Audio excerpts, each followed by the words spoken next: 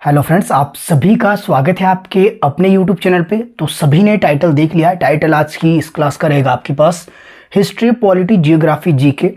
ये सारा हम कवर करेंगे इस एक क्लास में। और आपको इसमें क्या देखने को मिलेगा, अगर आपने जो है पहले प्रिपरेशन की है, एग्जाम जो आपका आने वाला है 2 से 3 दिन आपके रह चुके हैं, तो इसमें जो आपको एक मैंने PDF आपको प्रोवाइड करवाई थी SST सेक्शन की, और उसमें आपके कंप्लीट जो है हिस्ट्री भी रहेगा, पॉलिटी रहेगा, जियोग्राफी रहेगा, जीके रहेगा। अब इतना समय हमारे पास बिल्कुल भी नहीं है कि आपको जो है एक पॉलिटी सेक्शन की अलग क्लास दी जाए, हिस्ट्री की अलग दी जाए। अगर अलग अलग देंगे तो अलग अलग टॉपिक आपके जो है कम से कम एक एक टॉपिक आपका 1 आवर तक का आराम से बन जाएगा। तो ऐसे में बेस्ट क्या था, मैंने आपको प्रॉमिस किया था कि 25,000 सब्सक्राइबर होने पर आपको एक ऐसी क्लास प्रोवाइड करवाई जाएगी जो कि आपके पास एक कंप्लीट रिवीजन आपका इसमें रहेगा। तो कंप्लीट रिवीजन के लिए क्लास आपकी रहेगी, और बिल्कुल जो है ये कम से कम समय में जितनी अधिक चीज़ें हम कर पाएंगे उतना बेहतर रहेगा आपके लिए भी, क्योंकि आपके पास भी समय कम है। और कोशिश कीजिए कि जो प्रश्न आपसे मैं पूछ रहा हूँ साथ साथ उसके आंसर आप दें। और ये आपको डायरेक्ट मैं PDF से ही करवाऊंगा, क्योंकि जो है एक तो PDF का आपका रिवीजन हो जाएगा, पहली बात। दूसरी बात है, एग्जाम के लिए समय कम है, क्योंकि अगर एक टॉपिक में करवाने लग जाऊंगा तो मैं बीच में भूल जाता हूं कि आपका समय कम है, और फिर उस टॉपिक पर हम काफ़ी ज़्यादा आगे तक चले जाते हैं। तो लेवल जो है थोड़ा सा मेंटेन करके रखेंगे, जितना आपके एग्जाम के लिए जो है इंपॉर्टेंट है एग्जाम पॉइंट ऑफ व्यू से, उतने की हम इसमें बात करेंगे।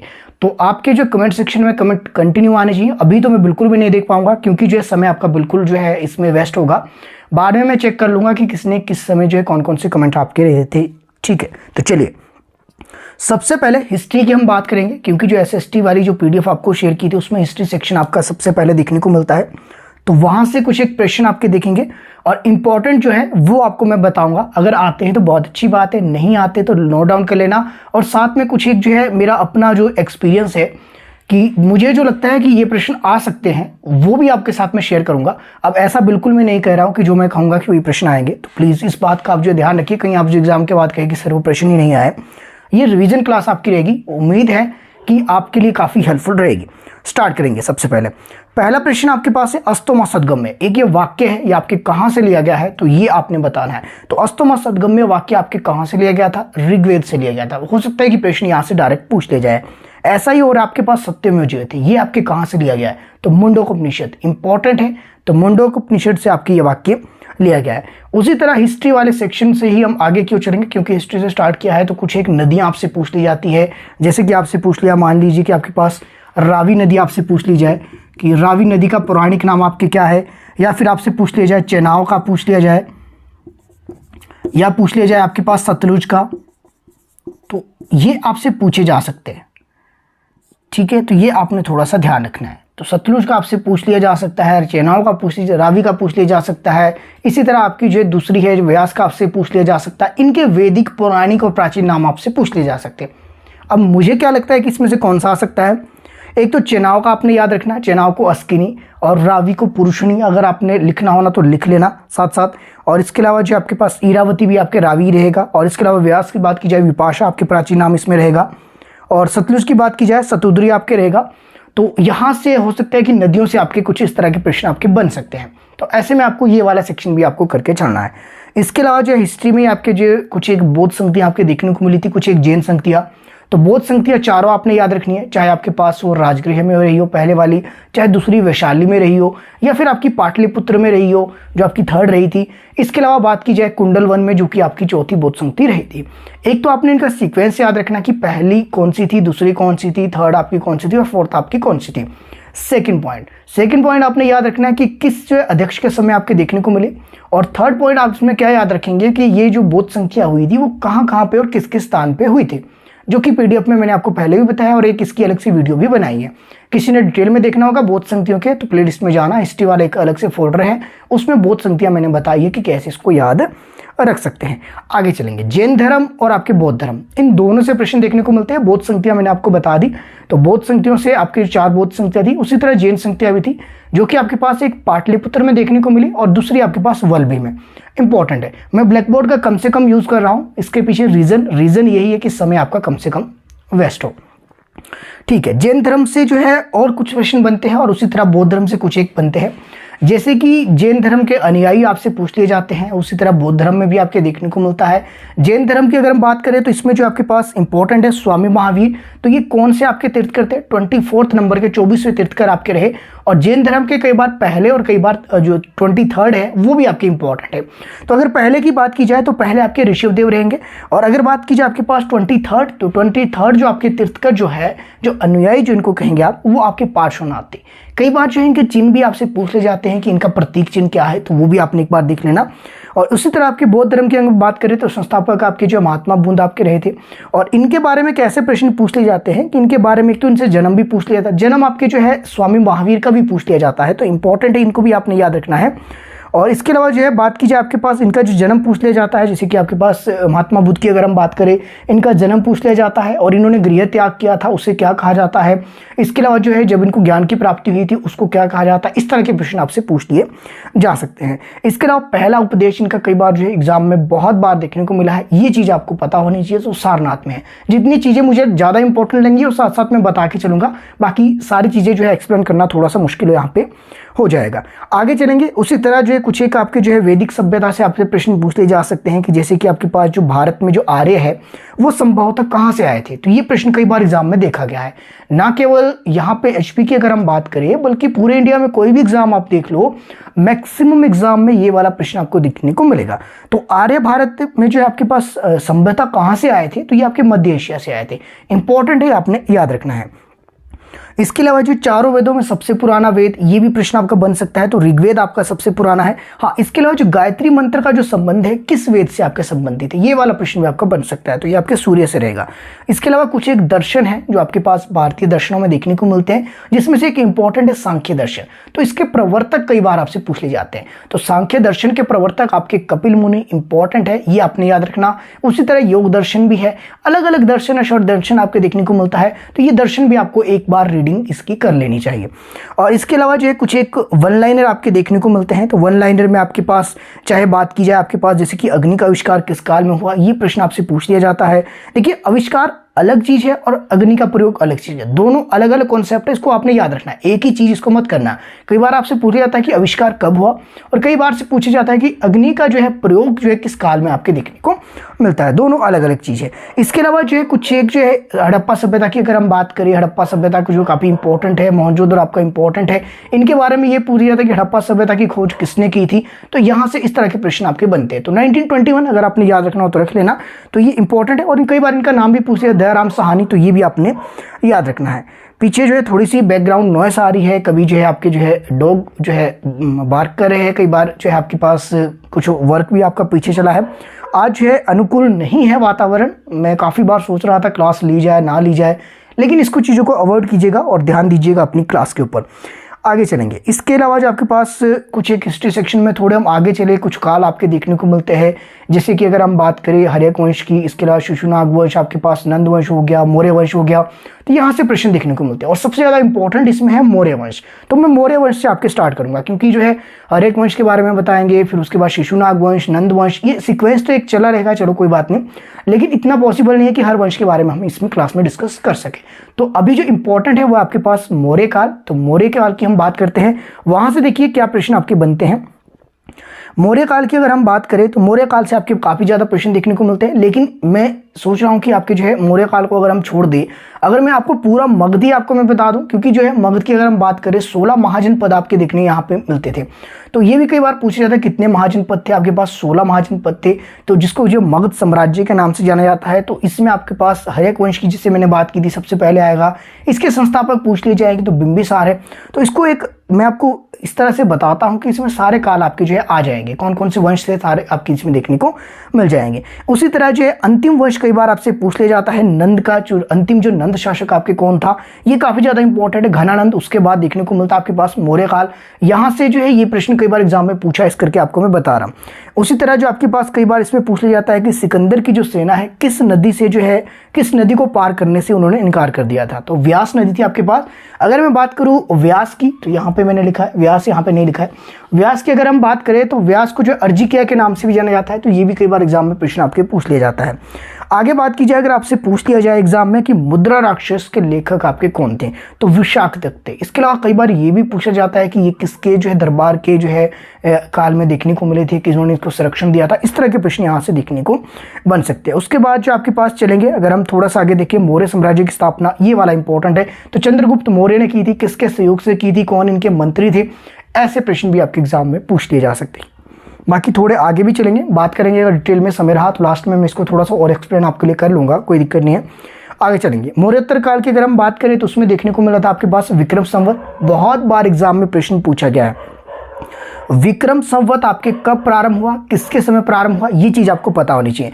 तो अब देखिए, विक्रम संवत भी आपसे पूछ लिया जाता है, शक संवत भी आपसे पूछ लिया जाता है। इसके अलावा जो आपके पास गुप्त संवत, तो 3 ये संवत आपके देखने को मिले थे, और जिस कैलेंडर भी आपका जो है इसी हिसाब से चलता है, शक संवत के हिसाब से। तो देखिए, विक्रम संवत की अगर मैं बात करूं तो 57 ईस्वी पूर्व में आपके देखने को मिलता है। बाकी बात की जाए शक संवत की, तो शक संवत आपके जो है 78 ईस्वी कनिष्क के समय आपके देखने को मिलता है। इसके अलावा बात की जाए आपके पास गुप्त संवत की, तो गुप्त संवत भी काफी ज्यादा इंपॉर्टेंट है, हालांकि एग्जाम में काफी कम बार देखने को मिलता है। 390 से लेकर 320 ईस्वी इंपॉर्टेंट है, देख लीजिए ईस्वी या फिर आपकी ईस्वी, हाँ ईस्वी तक ही आपके देखने को मिलेगा। और चंद्रगुप्त प्रथम के समय की ये बात है। देखिए, विक्रम संवत पहला 57 इंपॉर्टेंट है, याद रखना आपने, काफी ज्यादा इंपॉर्टेंट है। 57 ईस्वी पूर्व, ईस्वी पूर्व और ईस्वी ये भी अलग अलग चीजें हैं, इसमें सिर्फ मैंने ईस्वी लिखा है, यहां मैंने ईस्वी पूर्व है। अगर बात कीजिए आपके पास शक संवत, तो शक संवत भी आपके पास 78 ईस्वी, ओनली ईस्वी आपके ये रहेगा। तो ये थोड़ी थोड़ी चीजें आपको, छोटी छोटी चीजें, कई बार जो है 78 ही आपके पास 3 बार ऑप्शन दे दिया, उसमें एक में जो है एडी लिख दिया, एक में बीसी लिख दिया, तो आप उसमें कंफ्यूज हो जाएंगे। थोड़ा सा आपको इसके बारे में पता होना चाहिए। इसके अलावा जो है प्रश्न आपसे पूछ लिया जा सकता है कि भारत में प्रथम स्वर्ण मुद्रा आपकी जो किसने चलाई थी, यूनानी द्वारा आपकी चलाई गई थी, तो ये भी 1 लाइनर आपके बन सकते हैं। इसके अलावा गुप्त काल की अगर हम बात करें तो गुप्त काल की स्थापना सबसे पहले पूछा जाता है चंद्रगुप्त प्रथम द्वारा। देखिए, चंद्रगुप्त मौर्य अलग है, ये आपने याद रखना, जो कि आपके पास मौर्य काल में देखने को मिला था, तो ये आपके पास इंपॉर्टेंट है। और चंद्रगुप्त प्रथम आपकी ये अलग देखने को मिलते हैं, जो आपके गुप्त काल के समय की बात है। और गुप्त काल की अगर मैं बात करूं तो उसको स्वर्ण काल के नाम से भी जाना जाता है, तो इंपॉर्टेंट है, अगर आपने याद रखना होगा तो ये भी तथ्य आपका इंपॉर्टेंट है। आगे चलेंगे, आगे आपके पास है गुप्त काल में जो महान खगोल विज्ञान और गणितज्ञ आपके रहे थे, आर्यभट्ट इंपॉर्टेंट है। आर्यभट्ट ने किसकी खोज की थी, ये भी आपको पता होना चाहिए। कुछ चीजें आपको ऐसी है क्लास के साथ में आपको जो माइंड में एक इस तरह से जो है एक क्रिटिकल कह लीजिए कि थिंकिंग, क्रिटिकल नहीं डाइवर्जेंट थिंक इसको कहेंगे, कि आपके मन में एक जो है ऐसे में आपके विचार डालने की कोशिश कर रहा हूं कि ताकि आपको लगे कि ये चीज आपने पढ़ी है। अब मैंने कहा कि आर्यभट्ट ने किसकी खोज की, इंपॉर्टेंट है। अब मैंने इसमें कह भी दिया कि गुप्त काल में जो एक महान खगोल विज्ञानी और गणितज्ञ आपके थे, कौन थे वो आपके आर्यभट्ट थे। आर्यभट्ट ने खोज किसकी की, आपके माइंड में ये प्रश्न आना चाहिए। अभी एग्जाम आपका हुआ नहीं है, अगर आप क्लास देख रहे हो तो निस्संदेह अभी आपका क्लास देख रहे हो कि एग्जाम नहीं हुआ है, बहुत रेयर चांस है कि एग्जाम के बाद आप क्लास देखो। अगर देखोगे फिर आप पछताओगे कि ये प्रश्न आए थे और जो आपको करवाए जा रहे हैं। ऐसा मैं दावे के साथ कह सकता हूं कि ऐसा बिल्कुल पॉसिबल नहीं है कि यहां से कोई प्रश्न ना आए। मैं इतनी उम्मीद रखता हूं कि इस पूरी जो है अभी क्लास जो आपकी चल रही है, कम से कम 8 से 10 प्रश्न आपके डायरेक्ट इस क्लास से डायरेक्ट आ जाएंगे, ये मैं निस्संदेह गारंटी आपको दे सकता हूं। तो थोड़ा सा इसके ऊपर ध्यान दें, जो चीजें नहीं आती उनको लर्न करने की कोशिश करें। चलिए आगे देखेंगे, चीनी यात्री फायान किसके शासनकाल में भारत आया था, तो ये भी प्रश्न आपके कई बार एग्जाम में देखा गया है। तो चंद्रगुप्त प्रथम के समय, गुप्त काल की हम बात कर रहे हैं, गुप्त काल में जो आपके पास देखने को मिलते हैं, आपके पास कौन देखने को मिलते हैं, तो आपके पास फायान, जो कि आपके कहाँ से आए थे, चीनी यात्री आपके ये थे। बाकी जो है भारतीय संस्कृति का स्वर्ण युग आपके कह लीजिए, स्वर्ण काल कह लीजिए, तो ये आपके गुप्त काल, ये आपको मैंने बता दिया है।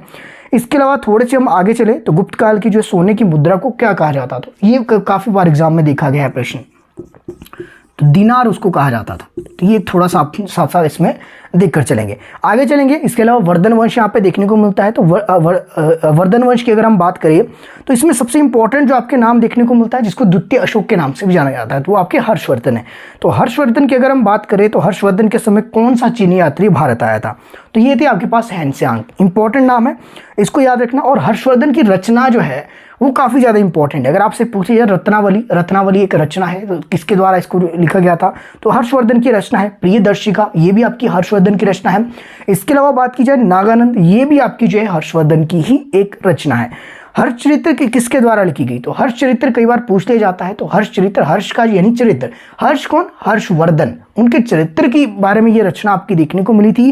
किसके द्वारा लिखी गई थी? तो बाणभट्ट द्वारा लिखी गई थी। इंपॉर्टेंट है, काफी बार एग्जाम में ये प्रश्न आपके देखने को मिला है। इसके अलावा जो है मुगल काल के हम विषय में चलते हैं। मुगल काल से काफी ज्यादा प्रश्न एग्जाम में देखने को मिलते हैं, जैसे कि आपके पास मुगल काल में जो है मुगल शासकों के द्वारा जो युद्ध लड़े गए उनके बारे में प्रश्न आपके देखने को मिलते हैं।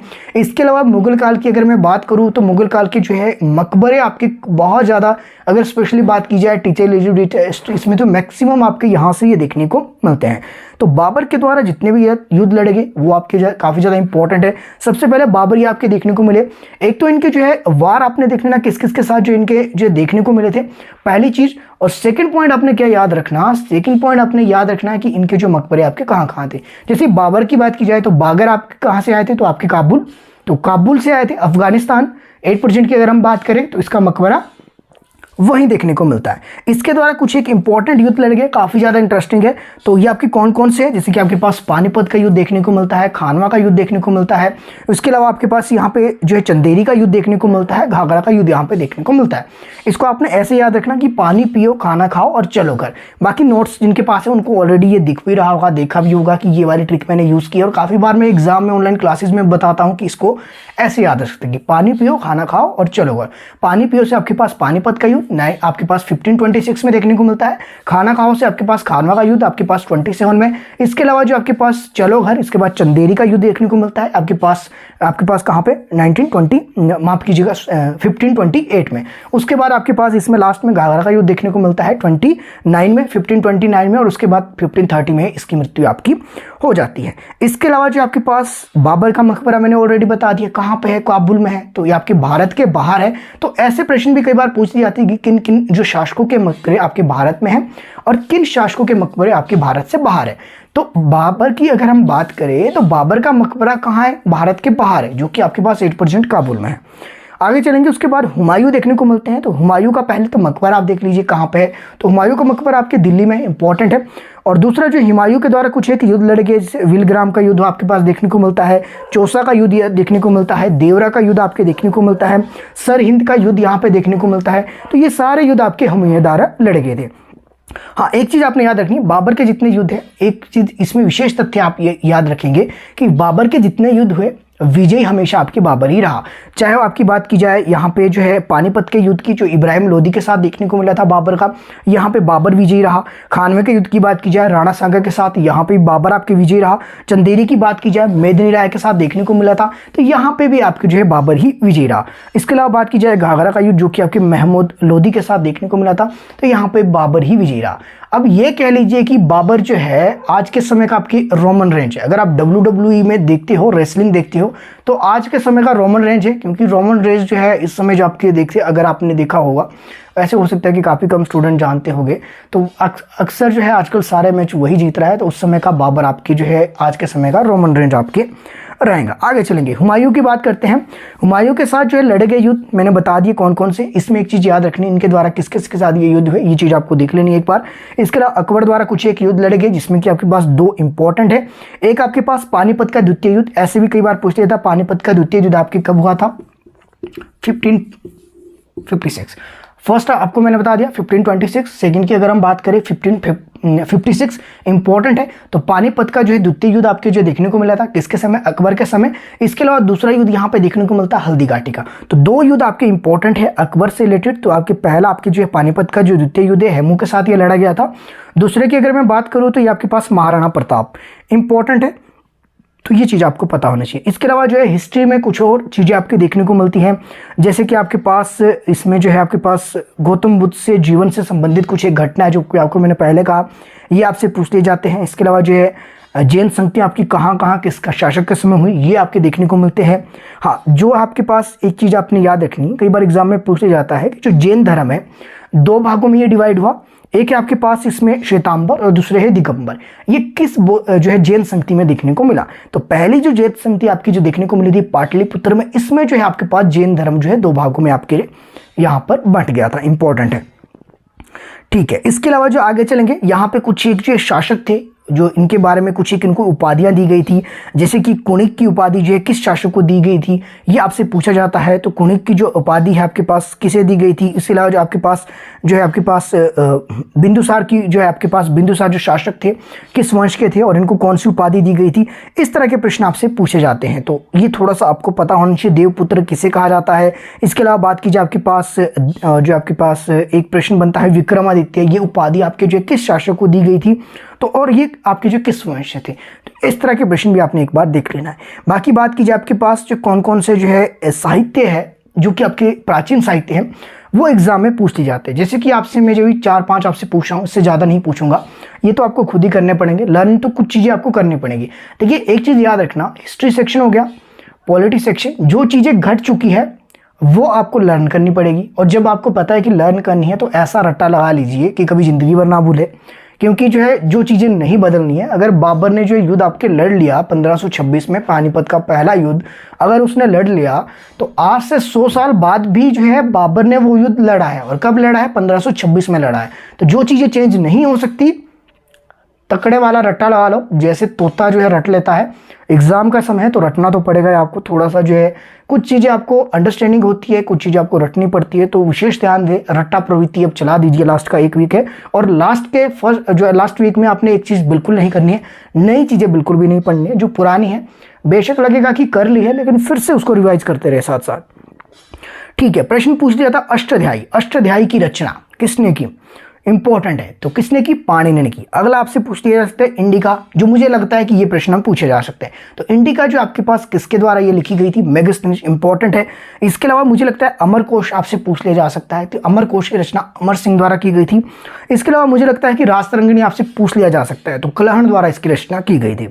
इसके अलावा मुझे क्या लगता है कि लगता है कि हो सकता है कि आपके पास चरक संहिता आपसे पूछ ली जाए, तो चरक द्वारा इसकी रचना की गई थी। हाँ, मुझे बुद्ध चरित्र भी लग रहा है, तो बुद्ध चरित्र भी आपके अशोक घोष द्वारा। बाकी के साहित्य भी आपने एक बार देख लेना, अगर लुसेंट की बुक है तो उसमें एक साथ आपकी देखने को मिलेगी, वहां से आप इसको एक बार देख लेना। आगे चलेंगे, दिल्ली सल्तनत भी काफी ज्यादा इंपॉर्टेंट है। जैसे कि मुगल आपके रह गए, वैसे ही दिल्ली सल्तनत भी आपके काफी ज्यादा इंपॉर्टेंट है। इसमें आपके जो है पूछा जाता है कि गुलाम वंश का जो है पहला जो वास्तविक संस्थापक किसे माना जाता है? तो इल्तुतमिश। लेकिन इल्तुतमिश से पहले कौन देखने को मिलते हैं? कुतुबुद्दीन ऐबक। अब कुतुबुद्दीन ऐबक से जो है कुछ एक प्रश्न देखिए क्या बनते हैं। कुतुब मीनार का निर्माण प्रारंभ किसने किया? कुतुबुद्दीन ऐबक ने। और इसको जो है कह लीजिए कि कंप्लीट इसने किसने करवाया था? तो इल्तुतमिश ने। एक प्रश्न तो ये बनेगा। दूसरा प्रश्न क्या बनता है कि ऐसा कौन सा शासक था दिल्ली सल्तनत का जिसकी मृत्यु घोड़े से गिरकर चौगान खेलते हुए थे? वो भी आपकी कुतुबुद्दीन ऐबक ही आपकी थी। इसके अलावा जो है अजमेर में इसने 2.5 दिन का झोंपड़ा, ये भी आपके बनाया था, काफी ज्यादा इंपॉर्टेंट है। ठीक है, इसके अलावा इल्तुतमिश के बारे में हमने कह दिया, पहला और वास्तविक सुल्तान इसको कहा जाता है। और इसके अलावा जो है क्या कहेंगे इसको, इसने जो है कुतुब मीनार का निर्माण संपूर्ण करवाया। ठीक है, एक तथ्य ये भी आपका देखने को मिलता है, टका एवं जितल के सिक्के यहाँ पे जो है इसके द्वारा चलाए गए थे, ये भी आपका काफी ज्यादा इंपॉर्टेंट है।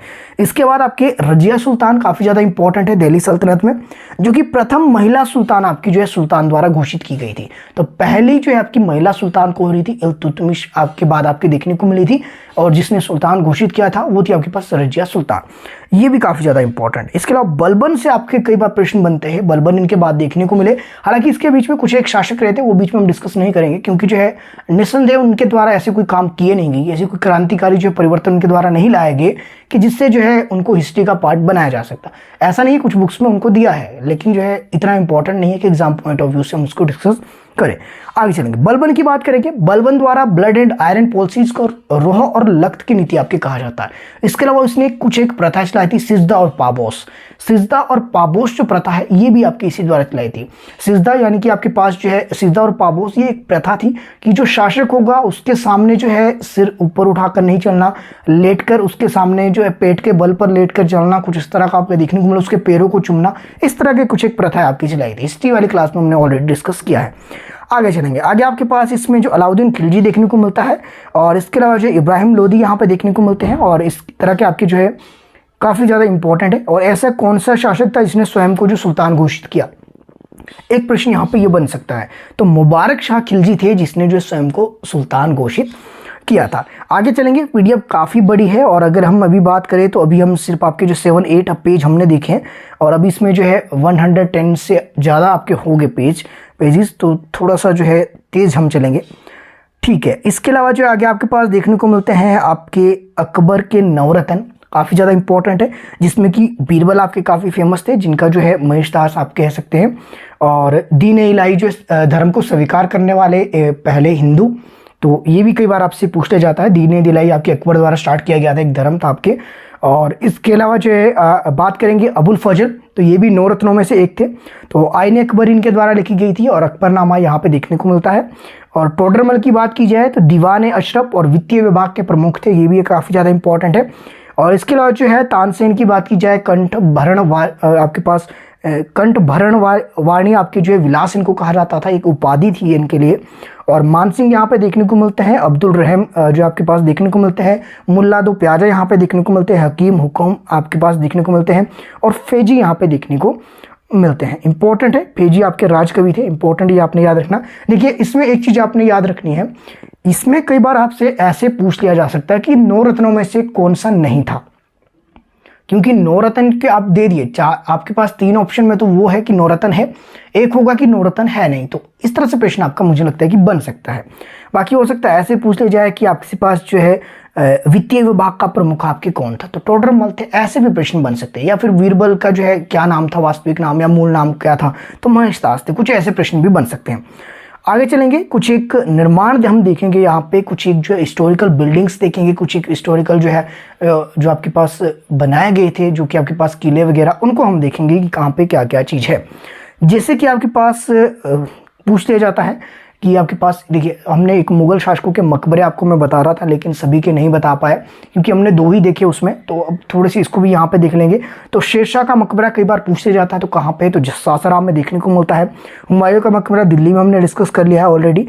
इसके अलावा जो आपके पास शाहजहाँ का मकबरा आपके पास आगरा में देखने को मिलता है, जो आपके पास ताजमहल है उसमें ही देखने को मिलता है, ऐसा माना जाता है। और बाकी जो है जहांगीर की बात की जाए, शाहदरा आपके देखने को मिलता है। तो मुगल शासकों के मकबरे आपसे कई बार एग्जाम में पूछ लिए जा सकते हैं। बाकी जो इनके कुछ एक मुगल साहित्य भी है, जैसे हुमायूंनामा किसने लिखा था, गुलबंद बेगम, ये बहन थी उनकी हुमायूं की, इंपॉर्टेंट है। अकबरनामा अबुल फजल, आईन अकबरी अबुल फजल, अकबरनामा जो आपके पास फेजी द्वारा भी यहाँ पे देखने को मिलता है, तो ये भी थोड़ा सा आप इसको ध्यान रखेंगे। बाकी जो है बात की जाए आपके पास शाह, जो आपके पास देखेंगे शाहजहांनामा, तो आपके पास दिनायत खान द्वारा, इंपॉर्टेंट है। और इसके अलावा जो है कुछ एक युद्ध आपको मैंने ऑलरेडी बता दी, इसके बारे में नहीं बात करेंगे। हाँ, उपाधियाँ आपको मैंने पहले कह दी, उपाधियाँ आपने देख लेना, जिंदा पीर दरविश किसे कहा जाता है, तोता हिंद किसे कहा जाता है, और लाख बख्श किसे कहा जाता है, आपके छत्रपति किसे कहा जाता है, ये प्रश्न यहाँ पे बन सकते हैं। और आगे चलेंगे, अब थोड़ा सा हम आगे चलते हैं, हिस्ट्री थोड़ा सा आपकी जो है आगे चलेंगे, कहाँ पे अब अंग्रेज आपकी जो एंट्री यहाँ पे ले चुके हैं। तो अब यहाँ पे गवर्नर जनरल और गवर्नर जनरल उनकी कुछ नीतियाँ जो कि काफ़ी ज़्यादा इम्पोर्टेंट है, तो इसको मैं थोड़ा सा इसके करके नहीं बताता हूँ, इसको मैं थोड़ा सा आपको ऐसे बताता हूँ क्योंकि मुझे लगता है कि यहाँ से प्रश्न आपके बनेंगे, क्योंकि जो है एसएसटी वाला सेक्शन आपका पूरा इससे ही आपके कवर रहेगा, हिस्ट्री और आपकी जो है ज़्यादातर पॉलिटी वाला सेक्शन यहाँ पे मुझे देखने को मिलता है, जितनी बार भी एग्ज़ाम आपके हुए हैं आज तक। तो इसको आप थोड़ा सा ऐसे समझेंगे कि सबसे पहले जो अगर बात की जाए आपके पास यहाँ से प्रश्न कैसे बनता है, प्रश्न आपसे पूछा जाता है कि बंगाल का गवर्नर, अगर सिर्फ आपके पास गवर्नर दिया है, ये आपके एक तो पेन भी आपका चलना बंद हो गया है क्योंकि जो काफ़ी देर तक ओपन रहा इसका, और इसमें अब इंक जो है डालनी पड़ेगी, कोई बात नहीं, सुन लीजिए, ध्यान से सुन लेना, आपको याद हो जाएगा। देखिए क्या आपसे पहले इसमें गवर्नर आपके देखने को मिले, सबसे पहले गवर्नर आपसे पूछ ली जाए, देखिए गवर्नर अलग है, गवर्नर जनरल अलग है। तो गवर्नर अगर आपसे पूछ लिया जाए कि पहला जो बंगाल का गवर्नर कौन था, रॉबर्ट क्लाइव, एक चीज़ याद रखनी है। दूसरा प्रश्न आपसे अगर पूछ लिया जाए कि आपकी जो है बंगाल का पहला गवर्नर जनरल, तो बंगाल का पहला गवर्नर जनरल, अब इसमें जनरल एक वर्ड लग गया तो ये आपसे पूछ लिया जा सकता है, तो आपके कौन थे, वॉरेन हेस्टिंग, इंपॉर्टेंट है, ये चीज़ आपने थोड़ी सी याद रखनी है। अब ये कैसे बने, तो 1773 में एक जो रेगुलेटरी एक्ट आपके देखने को मिला था, उसके द्वारा जो बंगाल का जो गवर्नर था उसको बंगाल का गवर्नर जनरल बना दिया गया। और उसके साथ ही जितनी भी दूसरी जो प्रेसिडेंसियाँ थी, चाहे वो बंगाल की बात की जाए, चाहे मुंबई की बात की जाए, चाहे कलकत्ता की बात की जाए, तो वो सारी उसके अंडर आपकी आ गई। इसके बारे में अलग से बात करेंगे, ज़्यादा डिटेल में नहीं जाएंगे, नहीं तो मैं ज़्यादा एक्सप्लेन करने लग जाऊंगा तो फिर तो इसमें समय आपका लग जाएगा। तो इस तरह जो वारेन हेस्टिंग आपके देखने को मिलता है। वारेन हेस्टिंग के बाद जो आपके पास बंगाल के जो गवर्नर जनरल है वो कब आपके भारत के जो गवर्नर जनरल बने। अब देखिए ये आपके देखने को मिलता है 1833 में एक एक्ट देखने को मिलता है जो कि आपके पास 1833 का चार्टर एक्ट था। तो उसके द्वारा बंगाल के गवर्नर जनरल को समाप्त किया गया और अब बनाए गए भारत के गवर्नर जनरल, जो कि आपके पास कौन थे, विलियम बेंटिक। और विलियम बेंटिक से एक चीज आपने याद रखनी है, वो चीज क्या है कि आपके पास विलियम बेंटिक ने एक तो जो आपके पास जो सती प्रथा है उसको खत्म करने में इनका जो है काफी ज्यादा इंपॉर्टेंट रहेगा, ये भी आपने याद रखना है। और इसके अलावा जो है इन्होंने एक और काम किया था राजा राम मोहन राय के साथ, वो आप कमेंट सेक्शन में कमेंट कीजिए क्या किया था। ये 28 की बात है, इंपॉर्टेंट है 1828 की, तो क्या आपके देखने को मिला था ये आप कमेंट सेक्शन में कमेंट साथ साथ करेंगे। इसके अलावा जो इनके समय में क्या हुआ कि एक तो अंतिम जो बंगाल के गवर्नर जनरल आपके रहे, दूसरे ये भारत के पहले गवर्नर जनरल बने 1833 में। एक चीज आपने याद रखनी, 1833 के चार्टर एक्ट के द्वारा जो इनको भारत का गवर्नर जनरल बनाया गया। अब देखिए आगे हम चलेंगे, आगे आपके देखने को मिलता है 1858 में क्या हुआ, 1858 में क्या हुआ, उससे पहले एक 1857 में एक रिवोल्ट आपके देखने को मिला था जो कि 1857 का रिवोल्ट आपके रहा था। 1857 का रिवोल्ट था जिसको 1857 की क्रांति आप कहते हैं। तो 1857 की क्रांति होती है 1857 में।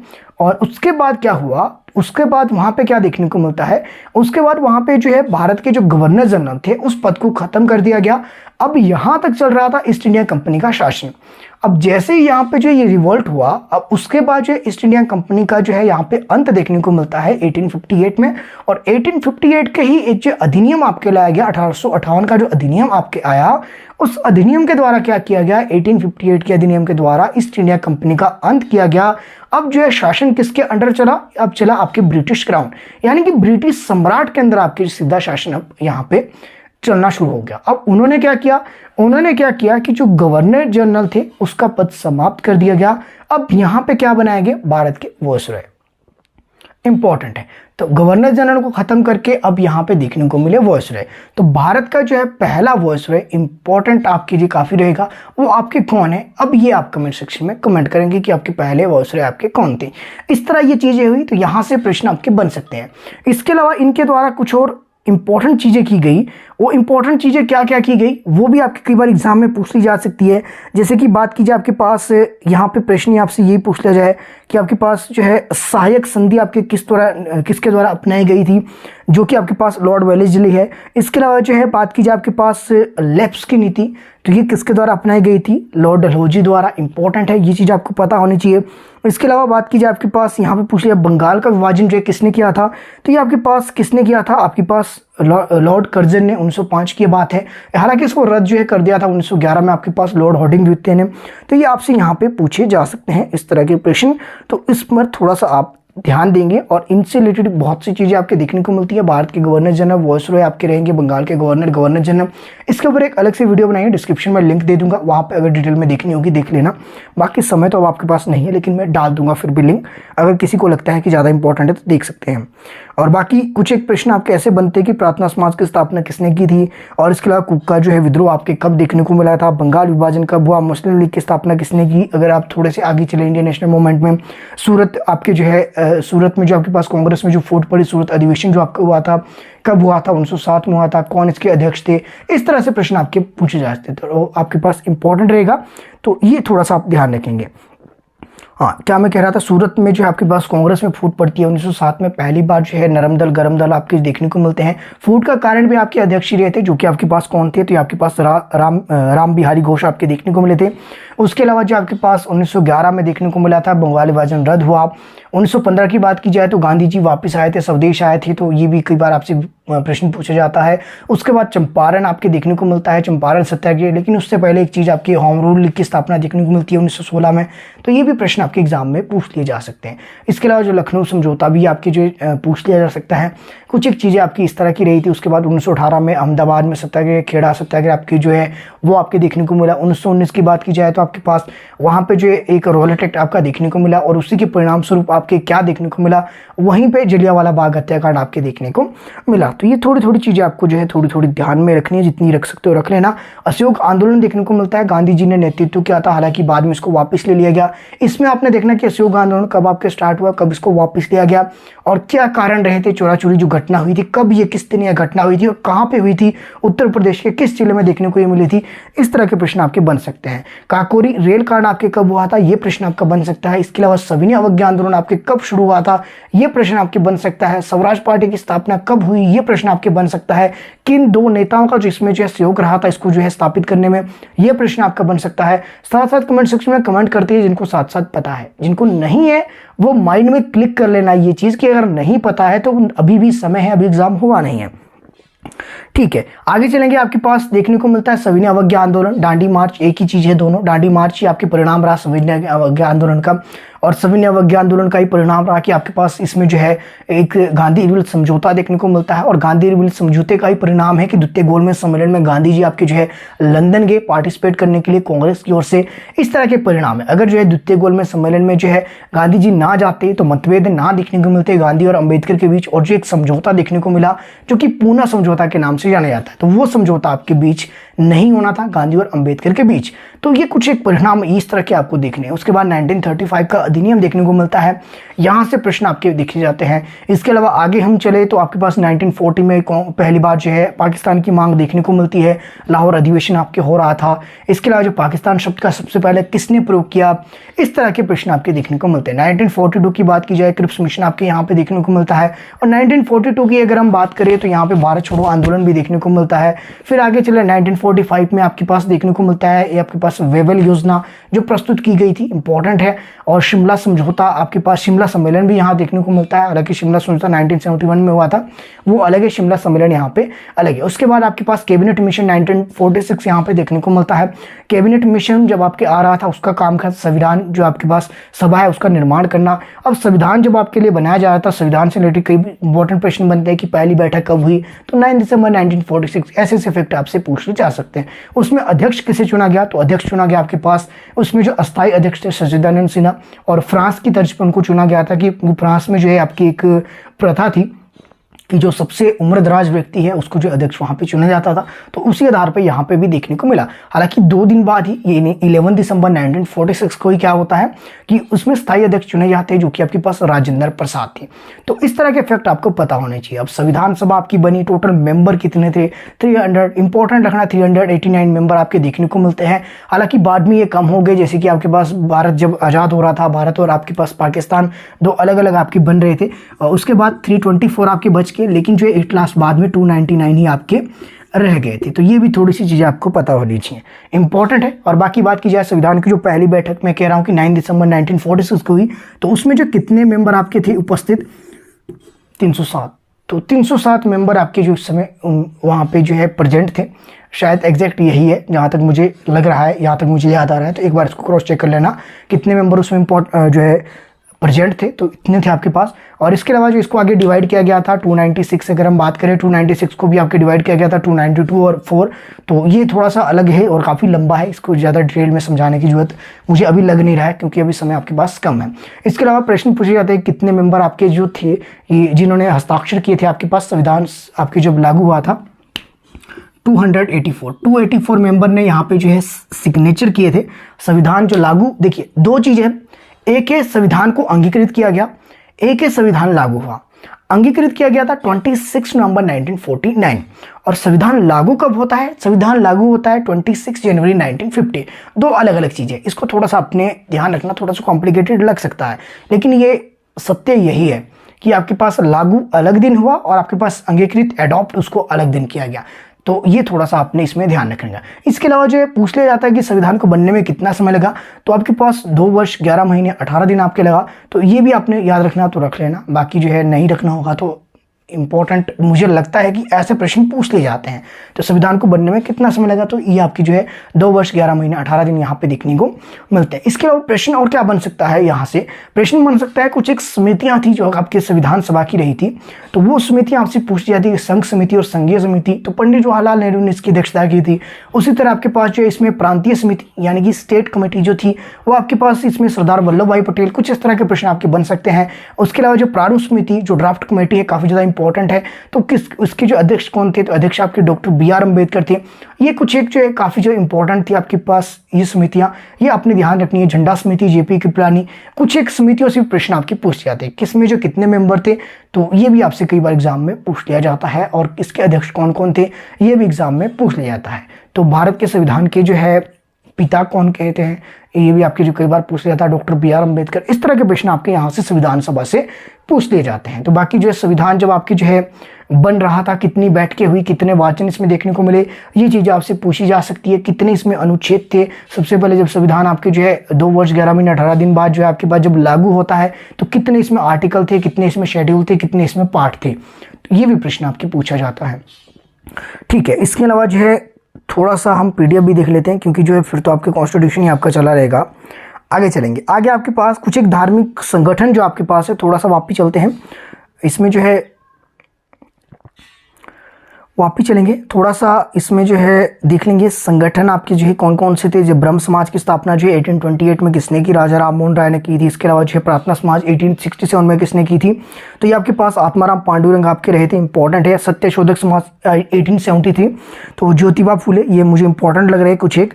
और इसके अलावा जो है आपके पास देखने को मिलते हैं रामकृष्ण मिशन की स्थापना 1896 में देखने को मिलती है, जो कि स्वामी विवेकानंद द्वारा, और बेलूर मठ भी जो इनके द्वारा ही बनाया गया था कलकत्ता में, ये भी काफ़ी ज़्यादा इंपॉर्टेंट है।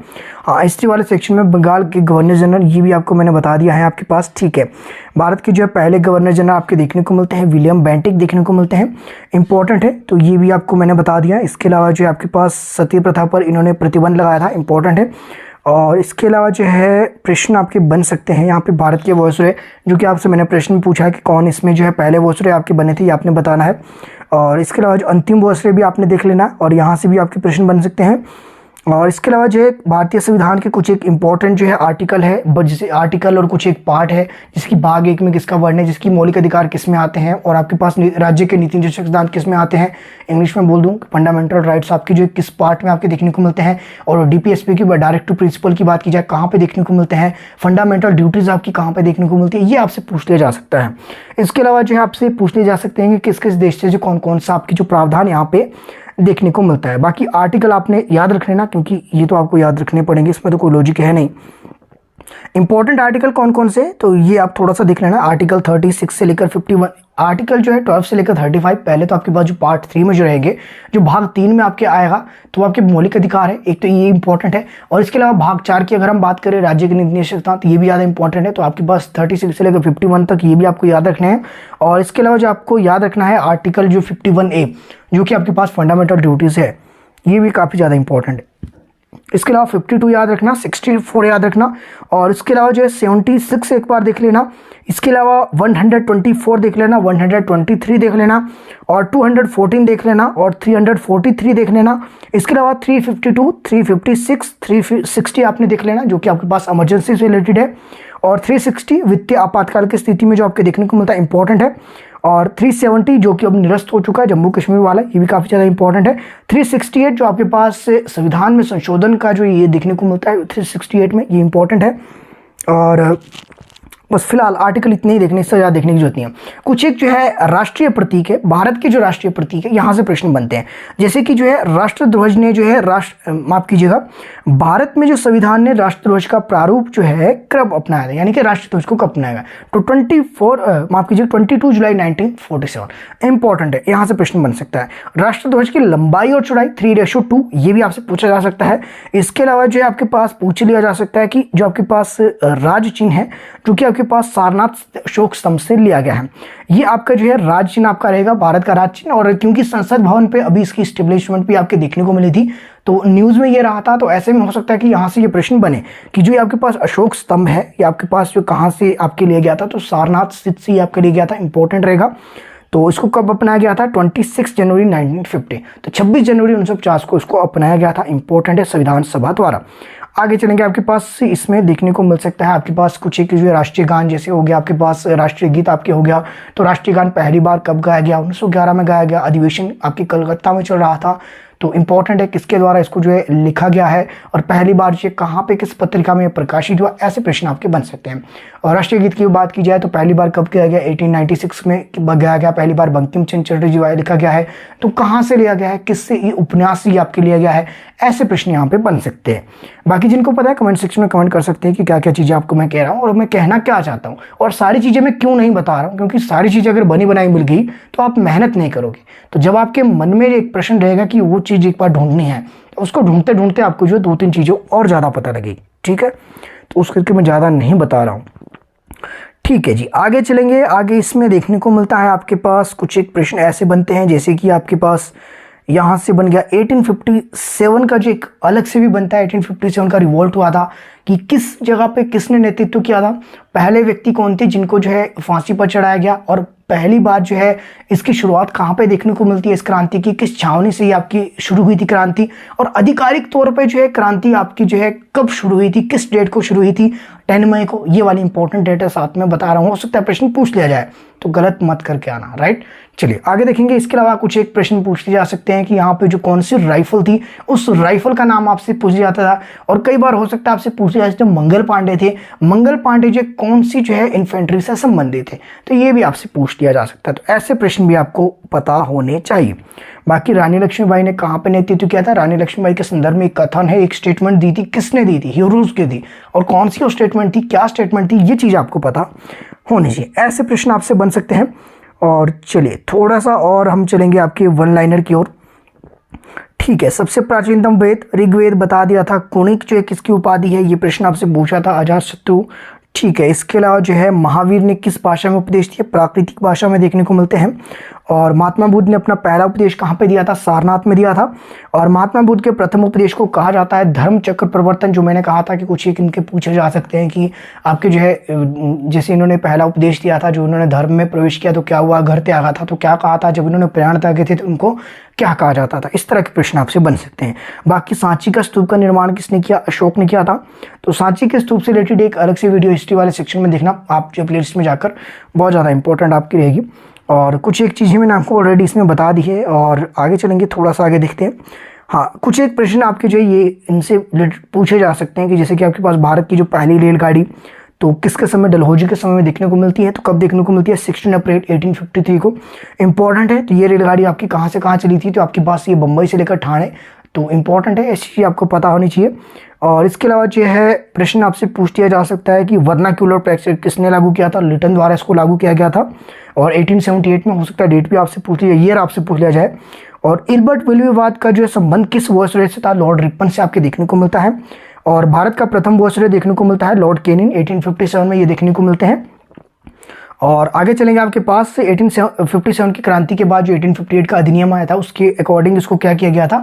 इसको जो है आपके गवर्नर जनरल से हटाकर इसको जो नाम दिया गया था अब भारत के वॉइसरॉय, क्योंकि अब शासन आपके डायरेक्ट कहाँ चला गया? ब्रिटिश क्राउन के अंडर आपके देखने को चला गया। आगे चलेंगे, आगे आपके पास इसमें देखने को मिलता है प्रश्न कि जैसे कि आपके पास वेदों की ओर लौटो नारा किसने दिया था? स्वामी विवेकानंद ने। काफ़ी ज़्यादा इंपॉर्टेंट है। और थोड़ा सा और आगे चलेंगे तो कुछ एक प्रश्न है कि कांग्रेस के प्रथम अधिवेशन की अध्यक्षता इंपॉर्टेंट है तो किसने की? डब्ल्यू.सी. बनर्जी ने। और आपके पास कांग्रेस जो आपके पास देखने को मिली थी तो ये एक यूनियन के रूप में देखने को मिली थी, एक संघ के रूप में देखने को मिली थी। 28 दिसंबर 1885 को इसकी स्थापना आपके देखने को मिली। 72 मेंबर इसमें देखने को मिले थे। पहला अधिवेशन बंबई में हुआ था। अध्यक्षता किसने की थी? प्रश्न ये पूछा कि डब्ल्यू.सी. बनर्जी द्वारा ये की गई थी। ये प्रश्न आपका कई बार एग्जाम में पहले भी देखने को मिला है। इसके अलावा पहली महिला अध्यक्ष कई बार पूछ ली जाती है तो आपकी एनी बेसेंट थी। अगर पहली महिला अध्यक्ष भारतीय पूछी जाए तब आपकी सरोजिनी नायडू। दो अलग अलग तथ्य हैं। और गांधी जी ने किस अधिवेशन की अध्यक्षता की? 1924 में जो बेलगांव में अधिवेशन हुआ था उसकी की थी। ऐसे प्रश्न पूछे जाते हैं। और पहली बार कांग्रेस में फूट किस अधिवेशन में पड़ी? 1907 में जो अधिवेशन हो रहा था सूरत में, जिसमें कि रास बिहारी आपके जो है घोष आपकी अध्यक्षता कर रहे थे। और उसी के ऊपर जो एक विवाद छिड़ गया और नरम दल और गरम दल आपके जो देखने को मिलते हैं, यहाँ पे पहली बार विभाजन देखने को मिला। तो ऐसे प्रश्न आपके बन सकते हैं। और पहले जो है मुस्लिम अध्यक्ष कौन थे?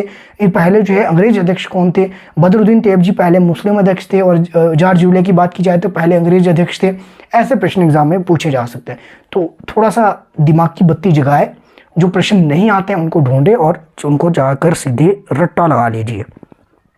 ठीक है, गांधी जी से रिलेटेड एक प्रश्न बनता है कि गांधी जी के आध्यात्मिक गुरु, गांधी जी के राजनीतिक गुरु और आध्यात्मिक गुरु, दो अलग अलग प्रश्न है। अब मैं एक चीज बताता हूं, मैं राजनीतिक गुरु बताता हूं, आध्यात्मिक गुरु आप कमेंट सेक्शन में कमेंट कीजिए। देखिए, आपके राजनीतिक गुरु गोपाल कृष्ण गोखले, इंपॉर्टेंट है, ये आपने याद रखना। आध्यात्मिक गुरु पूछे जाए तो लियो टॉल्स्टॉय, जो कि आपने कमेंट सेक्शन में कमेंट करना था, लेकिन मैंने बता दिया क्योंकि कुछ एक स्टूडेंट नहीं जो है इसको जाकर ढूंढेंगे या नहीं मिलेगा तो गलत करके आप आ जाओगे। ये प्रश्न आपके गांधी से रिलेटेड था, इंपॉर्टेंट था तो बताना जरूरी समझा। ठीक है, आगे चलेंगे। आगे आप देख लीजिए, इसमें ये हिस्ट्री सेक्शन थोड़ा डिटेल में चल पड़ा, इसको नहीं करेंगे, इतना डिटेल में नहीं जाएंगे, बिल्कुल भी नहीं, समय नहीं है आपके पास। आगे चलेंगे। आगे आपके पास पूछ दिया जाती है आपके पास, ठीक है, नदियां हमने कर ली है। ठीक है, विवाह के प्रकार ये आपने एक बार देख लेना। वेदांग की संख्या टोटल 6 है, शिक्षा, कल्प, व्याकरण, छंद और निरुक्त और ज्योतिष, ये इंपॉर्टेंट है। दर्शन मैंने आपको पहले ही बता दिया कि देख लेना। सांख्य दर्शन कपिल मुनि इसके प्रवर्तक है, योग दर्शन पतंजलि आपके मुनि रहेंगे, न्याय दर्शन गौतम मुनि आपके, और पूर्व मीमांसा आपके पास जैन मिहिर आपके देखने को मिलेगी। उत्तर मीमांसा की बात की जाए तो बद्रायण इंपॉर्टेंट रहेगा। धार्मिक ग्रंथों की बात की जाए, महाभारत की बार पूछी जाए, वेद व्यास इसके जो आपके संहिता आपके देखने को मिलते हैं, जय संहिता भी इसको कहा जाता है महाभारत को, एक फैक्ट ही याद रखना। और आगे चलेंगे आपके पास रामायण की अगर हम बात करें तो ये आपके पास वाल्मीकि द्वारा इसको लिखा गया था, सभी को पता होगा, इसको बताने की जरूरत है नहीं। आगे चलेंगे। आगे आपके पास, ठीक है, बहुत संख्या हमने कर ली है। ठीक है, कुछ एक साइंस के क्वेश्चन देख लेते हैं, हो सकता है कि जीके सेक्शन में ये वाला चीज आपको देखने को मिले। जैसे कि प्रकाश वर्ष की इकाई क्या है, तो दूरी आपके प्रकाश वर्ष की इकाई इंपॉर्टेंट रहेगा।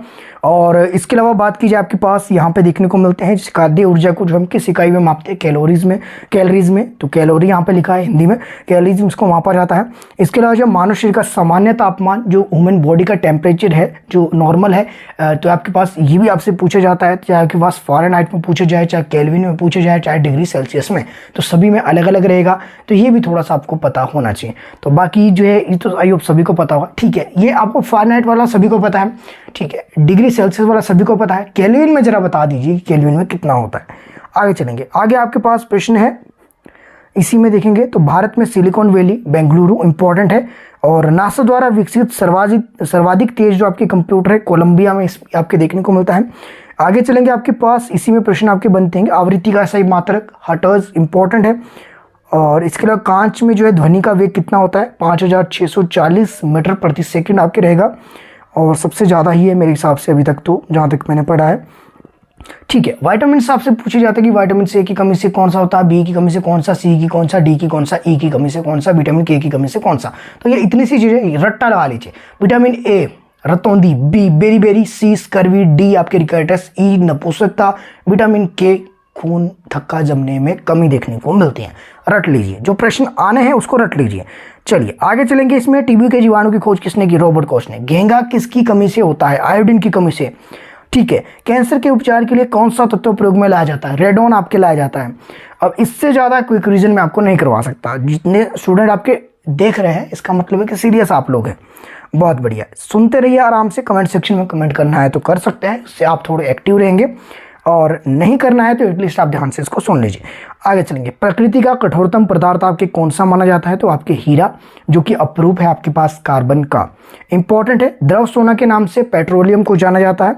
और इसके अलावा चेचक के टीके की खोज किसने की थी, एडवर्ड जेनर।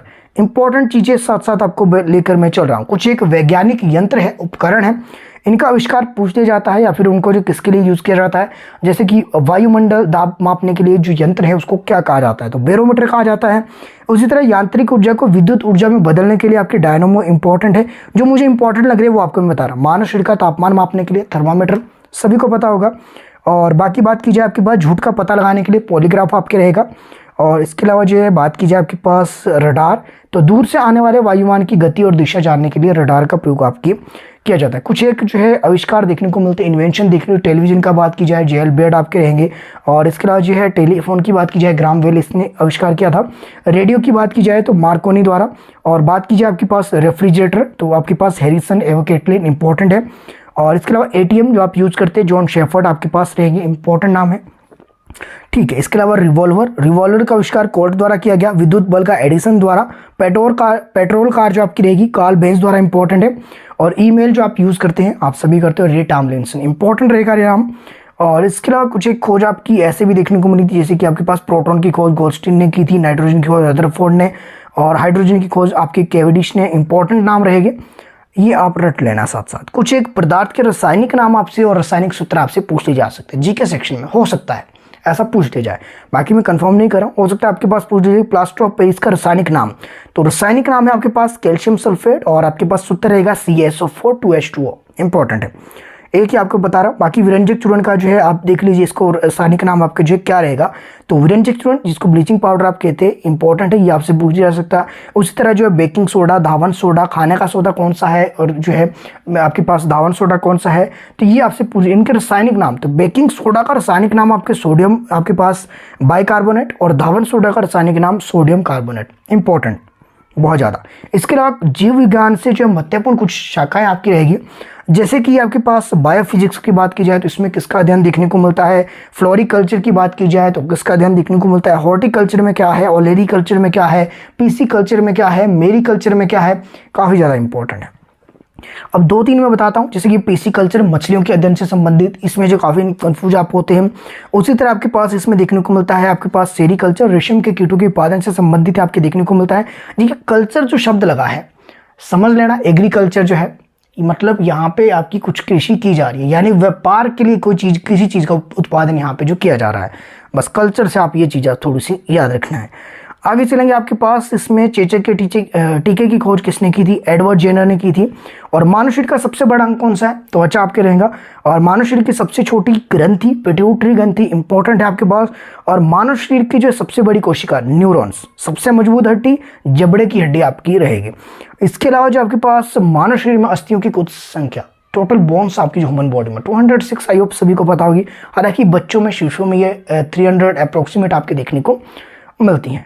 बाद में ये जॉइंट्स आपकी हो जाती है, ऐसा नहीं है कि कहीं गायब भी हो जाती है आपके, ऐसा बिल्कुल नहीं है। ठीक है, मानव शरीर की श्रव्य सीमा, सुनने की जो क्षमता होती है कितने हर्ट्ज से कितने, तो 20 से लेकर आपकी 20,000 तक रहेगी।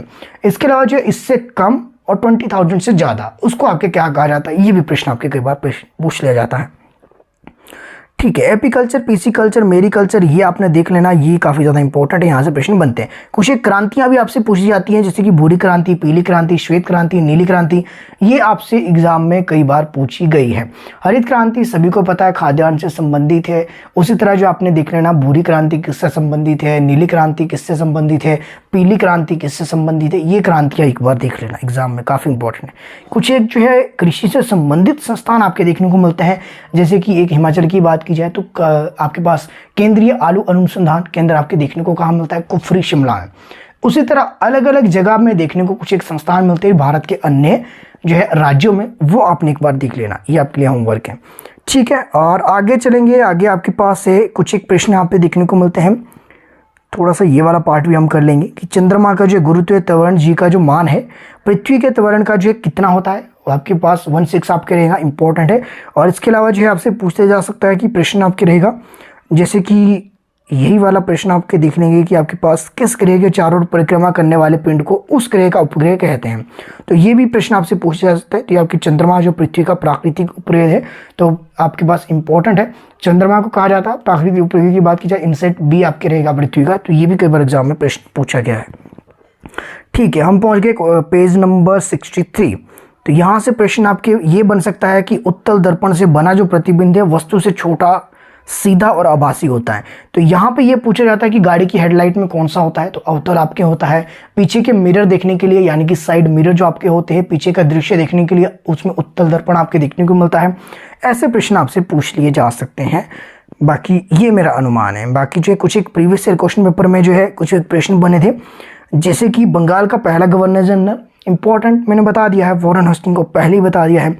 इसके अलावा जो है मेरियाना ट्रेंच कहाँ है, जो महासागरीय खाई है जो सबसे गहरी है, तो किस महासागर में है, इंपॉर्टेंट है। ये ऐसे प्रश्न आपके बन सकते हैं। एकमात्र अभ्यारण्य जहाँ कश्मीरी मृग पाया जाता है, इंपॉर्टेंट है। इस तरह के प्रश्न आपके जी के सेक्शन वाले में ये अधिकतर बन सकते हैं। तो दाची गांव में रहेगा, ये आपको थोड़ा सा पता होना चाहिए। बाकी जो है अभी फ़िलहाल मैं भी ज़्यादा थक गया हूँ और कोशिश करते हैं एक बार इसको देख तो लेंगे, कंप्लीट इसको देख लेते हैं कहाँ कहाँ क्या चीज़ें है। आपको अपना इवैल्यूएशन पता लगेगी कितनी तैयारी आपकी है। जिनके पास नोट्स है चलो वो तो नोट्स आपके पढ़ लेगी, जिनके पास नोट्स नहीं है, अब जो है समय भी नहीं है, तो मतलब सोचना कि अब जो है इस नोट्स को आप लेकर कुछ आपका भला होगा, तो कोई भला नहीं होने वाला इस समय। अब इतना समय नहीं है। अब जो है इवेल्युएशन करने का आपको खुद को समय है कि इन नोट्स के अकॉर्डिंग आप इवेल्युएट कीजिए कि कौन कौन सी चीज़ें, कौन कौन से टॉपिक आपने छोड़ दिए हैं जो आपने नहीं किए हैं। जो नहीं किए हैं उनको नोट डाउन कीजिए और कोशिश कीजिए कि कर लीजिए। अगर थोड़ा सा पता है तो कर लीजिए, नहीं तो बिल्कुल भी मत करना। जितनी चीज़ें आती है उनको रिवाइज कर लीजिए और कुछ नहीं करना, ठीक है।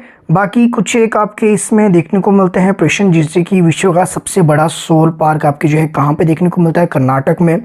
और इसके अलावा जो झारखंड जो प्रसिद्ध है किसके लिए है, तो कोडरमा के लिए, जो अभ्रक खनन के लिए आपकी जाना जाता है, इंपॉर्टेंट है। इसके अलावा जो आपके पास शुष्क हवा जो है सांता आना आपकी कहाँ पे बहती है, हवाओं के नाम कई बार पूछे, जैसे लू आपकी देखने को मिलती है भारत में, जो नॉर्थ एरिया वहाँ पे लू आपकी जो चलती है गर्मियों में, तो उसी तरह ही आपके सांता आना एक है जो आपकी कैलिफोर्निया में आपके देखने को मिलती है। ऐसे प्रश्न पूछे जा सकते हो। कुछ एक जो है घास के मैदान भी आपसे पूछे जाते हैं, जैसे कि पंपास घास का मैदान कहाँ पे है, डाउन्स आपके कहाँ पे देखने को मिलते हैं, स्टेपीज कहाँ पे आपके पास है। इस तरह के घास के मैदान के कई बार आपसे नाम पूछे जाते हैं, तो वो भी आपको पता होना चाहिए जी। अगर आप इस सेक्शन में आपसे ये पूछा जा सकता है कि भारत के पास जो है पूरे विश्व का कितना % एरिया है, तो 2.4% है, पॉपुलेशन के हिसाब से 17.5 है। इस तरह के प्रश्न आपके यहाँ पे देखने को मिलता है। लैटिट्यूड लॉन्गिट्यूड से प्रश्न बनता है, तो इंडियन जियोग्राफी की एक अलग से मैंने वीडियो बनाई है, उसको एक बार आपने देख लेना। वहाँ से इंडियन जियोग्राफी की एक वीडियो के अंदर पूरा इंट्रोडक्शन मैंने करवाया है, भारत का पूरा परिचय दिया है। तो जियोग्राफी वाला सेक्शन मुझे लगता है कि वहाँ आपके लिए काफ़ी रहेगा, ठीक है। और कर्क रेखा जो कितने राज्यों से गुजरती है, ये सारी चीज़ें मैंने उसमें करवाई है। तो इसके अलावा जो है भारत का उत्तरी बिंदु नॉर्थम जो आपके पास रहेगा कौन सा है, आपके पास साउथर्न आपके पास कौन सा रहेगा, ईस्टर्न कौन सा रहेगा, वेस्टर्न कौन सा रहेगा, तो ये सारी चीज़ें उस वीडियो में अंदर आपकी कवर हो जाएगी। आगे चलेंगे, आगे आपके पास कुछ एक जो पर्वत देखने को मिलते हैं, विद्याधर पर्वत कहाँ है, सतपुड़ा पर्वत है, ये आपको पता होना चाहिए। और कुछ एक दर्रे भी देखने को मिलते हैं, ये पता होना चाहिए। और कौन कौन से चैनल है, किस किस को अलग करते हैं, ये चीज़ें आपको पता होनी चाहिए।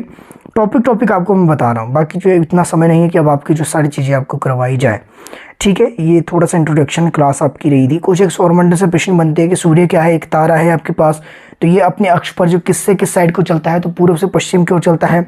उसी तरह जो बुध की बात की जाए तो बुध जो आपके पास है ये क्या है, सबसे नज़दीक है, सूर्य के सबसे नज़दीक का ग्रह आपके देखने को मिलता है। शुक्र से प्रश्न बन सकते हैं, जो कि सबसे चमकीला ग्रह है आपके पास, भोर का तारा, सांझ का तारा, पृथ्वी की बहन इसको कहा जाता है। और सबसे चमकीला जो है ग्रह आपके देखने को मिलता है, तो पृथ्वी से सबसे नज़दीक भी है, इंपॉर्टेंट है, ये आपने याद रखना। पृथ्वी की बात की जाए नीला ग्रह के नाम से इसको जाना जाता है। और पृथ्वी के जो सबसे नज़दीक का जो है तारा है सूर्य आपके रहेगा। और इसके अलावा जो पृथ्वी का एकमात्र उपग्रह आपके चंद्रमा है। हालांकि जो प्राकृतिक की बात की जाए, कृत्रिम की बात की जाए, माफ़ कीजिएगा, कृत्रिम की बात की जाए तो इनसेट भी है, तो मैंने वो पहले आपको बता दिया है। आगे चलेंगे, इसमें कुछ एक प्रश्न आपके ऐसे भी बन सकते हैं, जैसे कि आपके पास बन गया कि जो आपके पास चंद्रमा पर उतरने वाले पहले व्यक्ति कौन थे, तो नील आर्मस्ट्रांग थे। और दूसरे आपके पास कौन थे उसके बाद, तो सर एल्ड्रिन, इंपॉर्टेंट है एल्ड्रिन, ये भी आपके कब उतरे थे, 1969 में।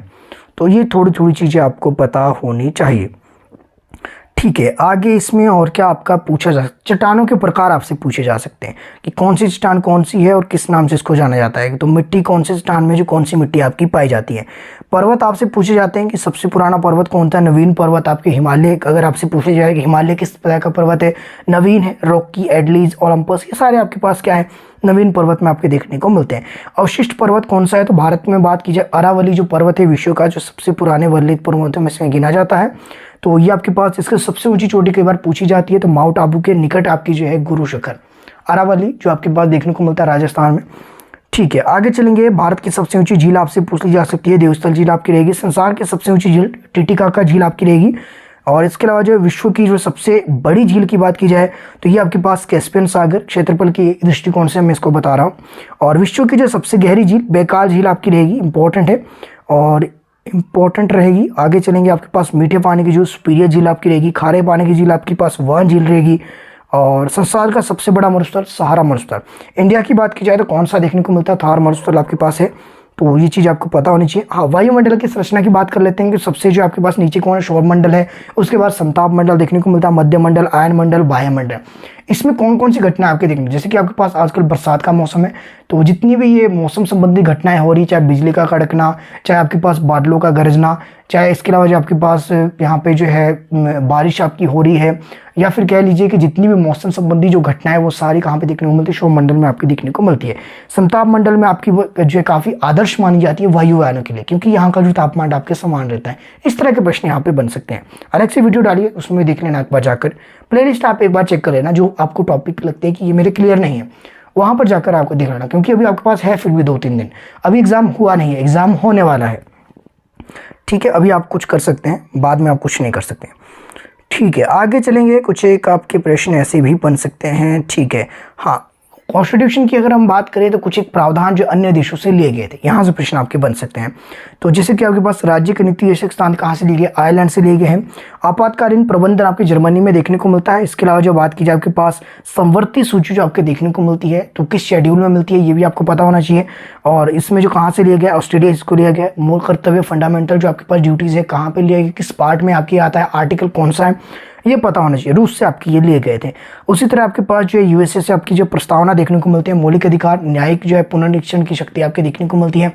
इस तरह के प्रश्न यहाँ पे देखने को मिलते हैं। संसदीय प्रणाली की अगर हम बात करें, विधि के शासन की बात की जाए और ये द्विसदनीय व्यवस्था की बात की जाए तो ब्रिटेन से यहाँ पे देखने को मिलती है। और इस तरह के प्रश्न आपके यहाँ पे देखने को मिलते हैं। हाँ, संविधान में संशोधन करने संबंधी जो आपकी प्रावधान ये दक्षिण अफ्रीका से यहाँ पे देखने को मिलता है। आर्टिकल मैंने आपको बता दिए थे। ठीक है, अन्य देशों के साथ, कुछ देशों के साथ आपकी जो कुछ एक मिलिट्री एक्सरसाइज है, जैसे कि आपके पास सूर्य किरण की बात की जाए तो भारत की जो नेपाल आर्मी के साथ रहती है, हैंड इन हैंड आपकी चाइना के साथ देखने को मिलती है। मित्र शक्ति की बात की जाए तो आपके पास श्रीलंका के साथ आर्मी एक्सरसाइज देखने को मिलती है इंडिया की। युद्ध अभ्यास की बात की जाए, यूएसए के साथ आपकी आर्मी की एक्सरसाइज देखने को मिलती है इंडिया की। इसके अलावा जो गरुड़ शक्ति की बात की जाए तो गरुड़ शक्ति जो आपके पास देखने को मिलती है इंडोनेशिया के साथ। तो एक्सरसाइज हो सकता है आपसे ये पूछ ली जाए जो करंट में अभी हुई है, जो कुछ एक प्रश्न मुझसे बच्चे कर रहे थे, करंट अफेयर का बता दीजिए, करंट अफेयर किस तरह का आएगा। तो करंट अफेयर कुछ इस तरह का आपके देखने को मिलता है कि कौन सी एक्सरसाइज जो है पीछे अभी हाल ही में लास्ट 6 to 8 मंथ आपके देखने को मिली थी। इसके अलावा जो है कुछ एक प्रश्न ऐसे बनते हैं जीके सेक्शन की अगर हम बात करें तो भारत का जो प्रथम समाचार पत्र आपसे पूछ लिया जाए, बंगाल गजट है, इसके संस्थापक कौन थे ये आपसे पूछ लिया जाए तो जेम्स ऑगस्टस हिक्की 1780 में ये आपकी जो है प्रकाशित आपके देखने को मिला था। इसके अलावा भारतीय शिक्षक का Magna carta Charles food dispatch आपके रहेगा 1854 वाला। और कुछ एक एजुकेशन कमीशन आपसे पूछे जा सकते हैं। कुछ एक जो आपके पास बुक्स के नाम, जैसे माई एक्सपेरिमेंट विद ट्रूथ आपकी जो महात्मा गांधी की, इस तरह की बुक्स भी आपसे पूछ ली जाती थी। यंग इंडिया, इस तरह के जो कुछ एक जो है नारे आपसे पूछे, नारे यानी कि कुछ एक कथन कि जो है जैसे कि इनकलाब जिंदाबाद, इस तरह के जो है आपके देखने को मिलते हैं। किसने ये दिया था, इस तरह के आपके नारे भी यहाँ पे देखने को मिलते हैं। कुछ एक जो है क्रांतियाँ या फिर आंदोलन में देख लीजिए, ये चीज़ें मैंने आपको करवा दिया। ठीक है, ये मैंने बता दिया। भारत छोड़ो आंदोलन, शिमला सम्मेलन, कैबिनेट मिशन, ये आपको मैंने बता दिया। ठीक है, ठीक है, पेज हम पहुंच गए हैं 96। ये नारे देख लीजिए, नारे बता दे, सारे जहां सच्चा हिंदुस्तान हमारा, मोहम्मद इकबाल का ये कथन है। इनकलाब जिंदाबाद भगत सिंह का आपके रहेंगे। सरफरोशी की तमन्ना हमारे दिल में है, राम प्रसाद बिस्मिल का रहेगा। करो या मरो अंग्रेजों भारत छोड़ो, महात्मा गांधी का ये कथन रहेंगे। और इसके अलावा जो है महात्मा गांधी द्वारा मोहम्मद अली जिन्ना को आपके एक उपाधि दी गई थी, कायदे आजम उपाधियां भी आपने एक देख लेना, ये काफी ज्यादा इंपॉर्टेंट है। और महात्मा की उपाधि किसने दी थी आपके पास, महात्मा गांधी को, तो रविंद्रनाथ टैगोर द्वारा। राष्ट्रपिता की उपाधि जो है महात्मा गांधी को सुभाष चंद्र बोस द्वारा, सुभाष चंद्र बोस जी को नेताजी की उपाधि ये रविंद्रनाथ टैगोर द्वारा। तो बारदोली की महिलाओं द्वारा सरदार वल्लभ भाई पटेल को सरदार की उपाधि दी गई थी, ये चीज़ें पता होनी चाहिए। प्रथम विश्व युद्ध कब हुआ, सेकंड कब हुआ, ये चीज़ें पता होनी चाहिए। और एकमात्र जो सक्रिय ज्वालामुखी भारत का जो कौन सा है, बेरन द्वीप, ये आपको पता होना चाहिए। हाँ, रबी, खरीफ और जायद की फसलें, ये आपको पता होना चाहिए। शायद ये भी किसी एग्जाम में ही पूछने को देखने को मिला था कि रबी की फसलें कौन सी, और इसमें जो है क्या प्रश्न पूछा था कि इसमें से कौन सी रबी की फसल नहीं है, कुछ इस तरह का एक प्रश्न था अभी जो एग्जाम हुआ। शायद नॉन मेडिकल वालों को जीके सेक्शन में था या जेबीटी वालों को, मुझे अब ध्यान नहीं है। तो रवि की फसलें देख लेना। तो इसके लिए आपने एक चीज याद रखनी, गा जो चाहे मन तेरा। तो गा जो चाहे यानी कि गेहूं, चना, जौ, सरसों, मटर, ये आपने यानी कि अक्टूबर से अप्रैल के बीच जो देखने को मिलती है वो आपकी सारी रवि की फसलें हैं। ठीक है, आगे चलेंगे। खरीफ की फसल ये आपके पास देखने को मिलती है जुलाई अक्टूबर में।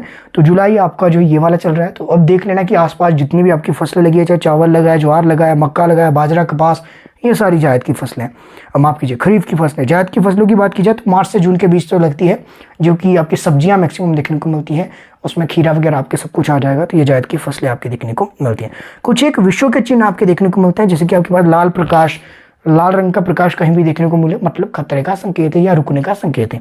उसी तरह काला झंडा विरोध का है, लाल झंडा आपकी बात की जाए खतरे क्रांति का है, कमल के फूल की बात की जाए सभ्यता और संस्कृति आपकी दिखाता है, चक्र की बात की जाए प्रगतिशील का प्रतीक है, झुका हुआ झंडा आपके राष्ट्रीय शोक का है, पीले झंडे की बात की जाए तो संक्रामक रोगी की हम बात करते हैं तो उससे संबंधित है। इसी तरह आपकी चेन देखने को ये आपके देखने को मिलते हैं। ठीक है, आगे चलेंगे। कुछ एक आपके यहाँ पे देखने को मिलती हैं। ठीक है, ये चीज़ें हमने कर ली है, वाइटामिन देख लिए। कुछ एक आपके जो है टीके जो बच्चों को लगते हैं कि BCG का जो लगता है इसलिए, और पोलियो आपके कब लगता है, पहली खुराक कब लगती है, दूसरी खुराक, ये एक बार देख लेना। अंतर्राष्ट्रीय उपनाम की बात की जाए सफेद हाथियों का देश थाईलैंड और झीलों का देश फिनलैंड। इस तरह उगते हुए सूर्य का देश किसे कहा जाता है, जापान को कहा जाता है। मध्य रात्रि का देश आपके नॉर्वे को कहा जाता है। मेपिन का देश आपके कनाडा को कहा जाता है। और इसके अलावा बात कीजिए आपके पास डूबते सूर्य का देश ब्रिटेन को कहा जाता है। और चीन का शोक आपके जो है हवांगो नदी को कहा जाता है। उसी तरह जो है बहुत से प्रश्न यहाँ पे देखने को बनते हैं। ये देख लेना, भारत का मैनचेस्टर अहमदाबाद, हाँ ये वाला प्रश्न बन गया भारत का मैनचेस्टर। ये एक प्रश्न आपका जो ये काफ़ी ज़्यादा आपको कंफ्यूज कर सकता है, इसको थोड़ा सा ध्यान से। भारत का मैनचेस्टर अहमदाबाद, उत्तर भारत का पूछा जाए कानपुर, दक्षिण भारत का पूछा जाए कोयम्बटूर। 3 प्रश्न यहाँ पे सेम बनते हैं। स्वर्ण मंदिर का शहर अमृतसर आपके, भारत का बगीचा बेंगलोर रहेगा। भारत का प्रवेश द्वार आपके मुंबई को कहा जाता है। और भारत की महिला आप माफ कीजिएगा, भारत का जो मसालों का जो है बगीचा केरल को कहा जाता है। झीलों का नगर है आपके श्रीनगर आपके रहेगा। ठीक है, जुड़वा आपके नगर हैदराबाद, सिकंदराबाद आपके रहेंगे। 7 टापुओं का नगर आपके मुंबई रहेगा। भारत का स्विट्जरलैंड कश्मीर। ठीक है, कुछ एक नदियों के किनारे शहर बसे हुए, यहाँ से भी प्रश्न बन सकते हैं। जैसे कोलकाता किस नदी के किनारे, हुगली नदी के किनारे, गुवाहाटी आपकी जो ब्रह्मपुत्र नदी के किनारे, कानपुर आपके गंगा नदी के किनारे, दिल्ली आपके यमुना नदी के किनारे। इस तरह के प्रश्न यहाँ पे बन सकते हैं। ठीक है, अयोध्या आपके सरसू नदी के किनारे, उज्जैन आपके शिप्रा नदी के किनारे, पांवटा आपके जो है पांवटा साहिब जी आपके पास हिमाचल में देखने को मिलता है, यमुना नदी के किनारे। ठीक है जी, आगे चलेंगे। आगे आपके पास कुछ एक आपके प्रश्न यहाँ भी बन सकते हैं। ये चीज़ें मैंने करवा दी, ओके ठीक है। नेक्स्ट चलेंगे। कुछ देशों की जो है इंटरनेशनल बॉर्डर आपकी जो है वो आपकी काफ़ी ज़्यादा इंपॉर्टेंट है। जैसे भारत और चीन के बीच जो एक रेखा लगती है मैकमोहन रेखा के नाम से उसको जाना जाता है। उसी तरह भारत और पाकिस्तान के बीच आपकी जो है रेड क्लिफ आपके देखने को मिलती है। इसके अलावा जो आपके पास जो है LOC यहाँ पे देखने को मिलती है। इसके अलावा बात की जाए भारत और अफगानिस्तान के बीच पहले डुरंड रेखा आपकी देखने को मिलती है। अब हालांकि ये भारत और पाकिस्तान के बीच है, लेकिन स्वतंत्रता से पहले ये आपके भारत और जो है अफगानिस्तान के बीच देखने को मिलती है। अब ये पाकिस्तान अफगानिस्तान के बीच देखने को मिलती है डुरंड रेखा। उसी तरह जो है जर्मनी पोलैंड में हिडन्स आपके वर्ग आपकी रहेगी और आई ऑर्डरनेसी रेखा देखने को मिलती है। रूस और फिनलैंड के बीच आपके मैनरहोम रेखा देखने को मिलती है। उत्तर कोरिया दक्षिण कोरिया के बीच 38 पैरेलल लाइन यानी कि 38वीं समानांतर रेखा। और उसी तरह संयुक्त राज्य अमेरिका और कनाडा के बीच 49 पैरेलल लाइन यानी कि 49 जो आपके पास 49वीं समानांतर रेखा देखने को मिलती है। अन्य देशों की जो है कई बार जो सीमाओं की लंबाई पूछी जाती है, जैसे कि सर्वाधिक सीमा वाला जो आपके पास कौन सा है, तो चाइना है। कितनी है, 24,000 किलोमीटर इसकी जो सीमा रेखा आपकी देखने को मिलती है। भारत की जो है 12,700 किलोमीटर आपकी देखने को मिलती है। और सबसे छोटा आपकी जो किसकी देखने को मिलती है, वेटिकन। तो वेटिकन सबसे छोटी आपकी जो सीमा अंतर्राष्ट्रीय सीमा रेखा आपकी बनाता है 3 किलोमीटर। हालांकि अपने आप में एक देश इसको घोषित किया है सिर्फ सम्मान देने के लिए, वहाँ के जो सम्राट जो आपके है जो प्रमुख है उनको सम्मान देने के लिए इसको जो है एक अलग से जो है एक कंट्री घोषित किया गया। हालांकि ये कंट्री है नहीं। ठीक है, आगे चलेंगे आपके पास। ठीक है, जियोग्राफी वाला मैंने बता दिया, वो एक क्लास देख लेना तो वहाँ से ये सारा सेक्शन आपका हो जाएगा। ठीक है, सुंदरवन का डेल्टा कौन सी नदी बनाती है, ऐसे प्रश्न भी बन सकते हो। गंगा ब्रह्मपुत्र नदी, ये देख लेना एक बार। और किस नदी को बिहार का शोक, आपके कोसी नदी को। और इसके अलावा जो है कुछ एक झीलें आपकी रहेगी, जैसे लोनार झील आपके किस राज्य, महाराष्ट्र में है। और इसके अलावा जो पुष्कर झील आपके कहाँ पे है, तो आपके पास राजस्थान में है। ऐसे प्रश्न आपसे पूछे। अब कुछ एक प्रश्न आपके स्पोर्ट्स से भी रहेंगे, जैसे कि आपके पास राष्ट्रमंडल की बात की जाए, इसकी शुरुआत कब आपकी होती है, तो 1930 में देखने को मिलती है। भारत ने जो 15 राष्ट्रमंडल खेलों में भाग लिया है, तो इस तरह के प्रश्न आपके बन सकते हैं। एशियाई खेलों की बात की जाए तो इसमें जो है कौन सा चिन्ह आपका रहेगा और इसका जो आदर्श वाक्य क्या है, तो एवर ऑनवर्ड सदा यानी कि सदा आगे रहे। एवर ऑनवर्ड यानी कि सदा आगे, तो ये इसका एक वर्ड है। इस तरह से आपसे पूछे जा सकते हैं। हॉकी आपका जो खेल है उससे संबंधित प्रश्न पूछे जा सकते हैं कि आपके पास महिला हॉकी वर्ल्ड कप की शुरुआत आपकी कब देखने को मिली, इस तरह के प्रश्न। और हॉकी से रिलेटेड कई बार ये भी पूछा जाता है कि कब मनाया जाता है। इंडिया में अगर हम बात की जाए तो खेल दिवस आपके 29 अगस्त को देखने को मिला था। तो मेजर ध्यानचंद जो आपके थे हॉकी के जादूगर, उनके जो है उसमें मनाया जाता है। तो ऐसी चीज़ें आपको पता होनी चाहिए। हाँ, हिमाचल में भी कई बार पूछा जाता है कि हिमाचल में जो है कहाँ पे देखने को मिलता है, तो शिलारू में यहाँ पे देखने को मिलता है। तो सबसे ऊंचा जो हॉकी का स्टेडियम है ये थोड़ा सा आप ध्यान रखेंगे। ठीक है, इसके अलावा फुटबॉल से प्रश्न आपके बन सकते हैं। फीफा जो आपके पास फेडरेशन है, इसकी जो आपके पास स्थापना कब की गई थी? 1904 में देखने को मिलती है। कहाँ पे? तो पेरिस में। इस तरह के प्रश्न। ठीक है, टेनिस से भी आपके प्रश्न बन सकते हैं। ठीक है, और बास्केटबॉल से बन सकते हैं। एटलीस्ट आप एथलेटिक्स ये देख लेना आपने, निशानेबाजी वगैरह ये सारी चीज़ें आपने देख लेना। और कंप्यूटर से कुछ एक प्रश्न यहाँ पे बन सकते हैं। अब ये चीज़ें आपकी हो गई है और अभी जो है ठीक है, इतना आप मुझे लगता है कि काफ़ी होगा, क्योंकि समय भी अब जो है काफ़ी हो चुका है। मुझे नहीं लगता है इससे ज़्यादा आप भी जो है ज़्यादा क्लास में बैठोगे। तो मैंने अपनी ओर से कोशिश कर दी है। एक कंप्लीट रिवीजन आपका इतने कम से कम समय में यही हो सकता था, और इतना समय नहीं था कि चीज़ों को जो है बहुत ज़्यादा तरीके से एक्सप्लेन किया जाए। तो अपनी ओर से मैंने प्रयास किया है, और जैसे कि मैंने आपसे प्रॉमिस किया था कि 25,000 सब्सक्राइबर पे आपको एक कंप्लीट जो है लाइव सेशन आपको दिया जाएगा, तो अपनी ओर से मैंने पूरा कर लिया है। बाकी जो है एग्ज़ाम के बाद एक लाइव सेशन होगा जिस दिन रिजल्ट आएगा। तो उम्मीद है जब रिजल्ट आएगा आप उस लाइव सेशन को ज़रूर अटेंड करोगे और मुझे बताना कि कितना सहयोग आपका इन क्लासेस का रहा, ताकि जो है मोटिवेशन के तौर पे आगे आने वाले जो दिसंबर जो एग्ज़ाम है उस एग्ज़ाम की प्रिपरेशन में उस हिसाब से आपको करवाई। अगर आपकी जो पॉजिटिव रिस्पॉन्स देखने को मिलते हैं तो निस्संदेह कंप्लीट क्लासेस आपको प्रोवाइड करवाई जाएगी। बाकी जो है आज की क्लास इतनी ही। आप सभी का जो है मेरे साथ बने रहने के लिए तहे दिल से बहुत बहुत धन्यवाद। उम्मीद है आप सभी जो अपने दोस्तों के साथ वीडियो को जरूर शेयर करेंगे।